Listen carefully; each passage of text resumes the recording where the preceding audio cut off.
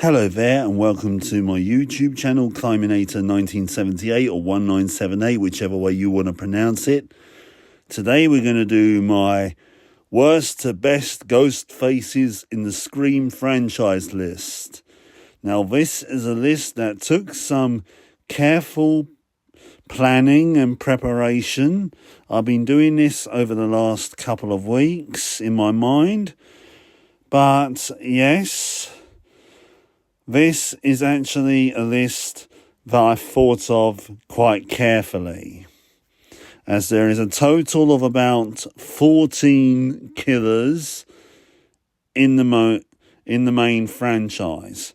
Now, please do bear in mind I've got a bit of a cold right now, which is why I sound a bit groggy. Mind you, that kind of gives the Ghostface effect, I guess. So, quite suitable, really. Anyway, starting off with number 14, the bottom of the barrel, which is all the ghost faces in Scream 6. Now, you had the three main ghost faces, which I call Larry, Moe and Curly, because they were just utterly useless. Despite the dark theory I had about them, the thing is, they couldn't kill one of the main characters, despite making Chad an absolute pincushion. The thing is, this makes them all absolutely redundant to the franchise. I mean, you had Jason and Greg at the beginning who were more effective than them, and yet Greg didn't even get one on-screen kill. But Jason did. And yet they were way more intimidating than Detective Bailey and Quinn and the Egypt I never like to mention the name of. Jesus fucking H. Christ. What the hell were they smoking when they wrote this? I mean, Scream 6 is an entertaining movie, but fucking hell. That finale, it's like Scream on acid. But anyway, the killers are the worst part of the film. Quinn is the most menacing of the three killers, and even she can't save that finale. But that's probably because she doesn't get much screen time compared to her father, who completely dominates the reveal in the third act. If I had rewritten Scream 6, I would not have had them related to Richie. I would have had them be a bunch of vigilantes who believe this wacky theory about Samantha Carpenter. Or if they were going to be related to someone, they should have been related to either Stu Macher or Jill Roberts. Bailey could have easily been Jill Roberts' father. But, of course, I'm just a fan, So, therefore, what do I know? Spyglass. Anyway, yeah. That's my issue with Scream 6. That's why the killers, the ghost faces, are all at the bottom, because they're all absolutely useless. Yes, you, Jason, you're absolutely useless as well, because you couldn't even think that when your so-called buddy, Greg, was using the Ghostface app on the phone, despite being stabbed fanatics, you couldn't think, wait a minute, this is a bit sus.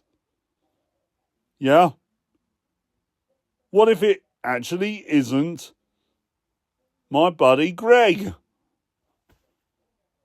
This is actually Ghostface, isn't it? So, for that alone, you're still in the bottom of the list.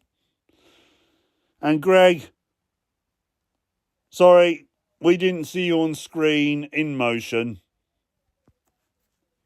All of you, bottom of the barrel. But Scream 6 itself is a top-notch film. it needed to go through a few more drafts before being, given the green light. But another issue I have with the Baileys is that we don't really get an actual in-look into their background. I have a theory about it. I think that the fact that they are relentlessly killing without any remorse shows that they have been doing this even prior to the events of Scream 5. They may not have had the Ghostface mantle, but it's like some kind of sickening family tradition with them. But the fact that we do not actually get this explained in the film tells me that this is just poor writing. If it had been actually explored in the film, it would have been better. But no, they tried to hodgepodge the whole family revenge plot that was clearly in Scream 2 into the motive, and it came out as a piss-poor conspiracy theory. And if you look carefully, it doesn't even work at that. I mean, Quinn's conspiracy begins literally 36 days before the events of Scream 6. They couldn't even plan jack shit in that time. Not to the level of events that actually occur in the events of Scream 6. These clowns, they're just idiots. Anyway, number 7. Charlie Walker. Because we covered numbers 8 to 14 in the previous bunch, so we're now at number 7. Charlie Walker had already been my worst Ghostface, because he had a decent amount of kills and screen time in Scream 4, but the thing is, his motive was weak as fuck. He's literally causing these crimes because he loves Jill, his partner in crime.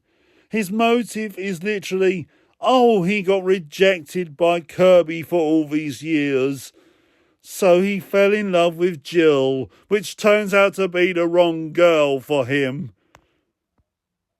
Seriously! I know he's supposed to be only a lad, but, he's supposed to be gullible and all that, but he can't be that fucking gullible, can he? Jesus.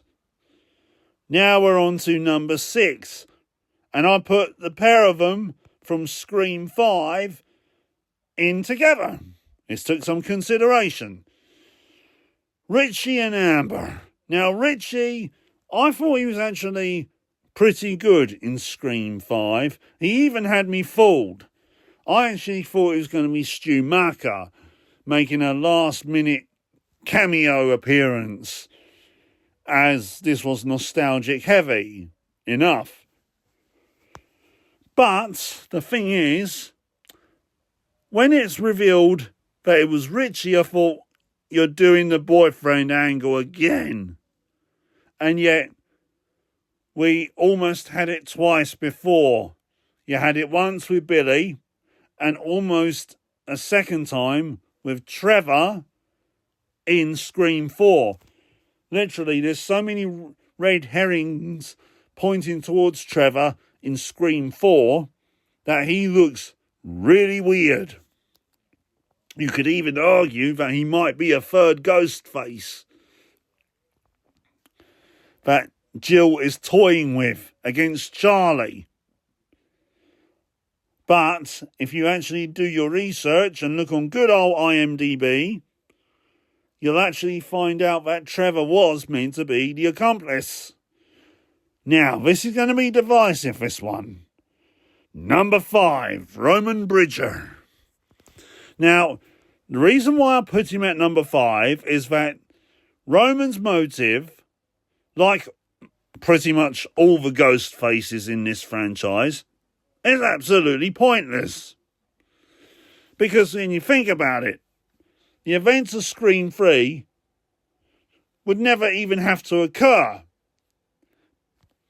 Roman, despite Maureen's rejection, Roman has gone on to become a highly successful director in Hollywood. He's got a fortune coming in. And also, the thing is, right, he does not need to create the carnage that he creates in this film. Because the mother that rejected him was killed by Billy and Stu. Simply because he planted the idea. If he did not create the events of Scream 3, no one would know. But why does this happen? He's a doozy. Now on to number 4, Nancy Loomis and Mickey Altieri. Now, again, I put these two together because the thing about Nancy, aka Debbie Salt, is that she's actually the one that is a hypocrite. She shoots Mickey with the intention of killing him because she says that his motive is unoriginal. Mickey's motive being that he was going to claim at the trial that he was inspired by the movies and cinema violence. And he was going to lord up all the fame and celebrity status of trials in the media. Now, Mrs. Loomis's motive was revenge. Now we're on to number 3, Angelina Crick, aka Angelina Tyler. Now, I put her here because I am literally considering her to be a Ghostface that was either sacrificed or she actually got away with her crimes. I'm hoping this will be cleared up in Scream 7. But her behaviour throughout Scream 3 is just way weird. So weird. And her death was, well, her on-screen death, it's just so weird. It's the only one where her body gets dragged off. Now, I know the reason why, in that she was meant to be revealed to be the second killer, but I still consider her to be the second Ghostface in that film. Yes. Now on to number 2, which is Billy and Stu. Now, you can't get away from this lovely couple here, can you? I'm joking, of course. Billy and Stu, they are the OGs, of course. But I put them at number 2 for a reason. And that is because everyone saw it coming. I partly saw it coming because before I saw this film, someone I knew halfway spoiled the reveal. They partly spoiled the reveal. They told me that the boyfriend did it. They did not tell me the accomplice was his best mate. Now, I've got to be honest, when I saw that Stu was the second killer, I was jaw-dropped. I actually thought he was just a goofball. But I've got to be honest, that was, when I was a lot younger than I am now. If I saw it today, I would see it coming. But I'd still find him hilarious.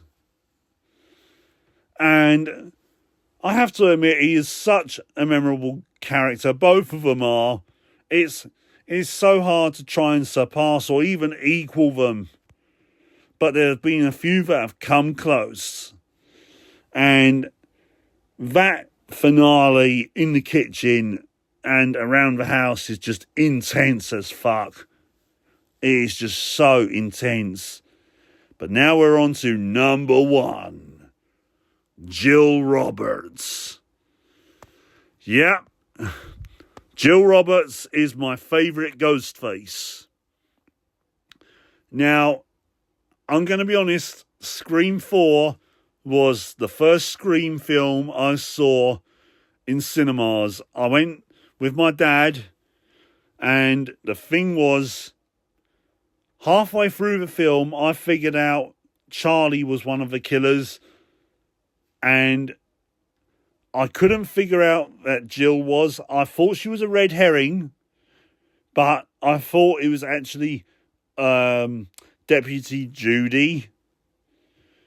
But my dad figured out it was Jill because of her obsession with Sydney. And when that reveal came, my jaw dropped. I literally was like, oh fuck. It was her all along?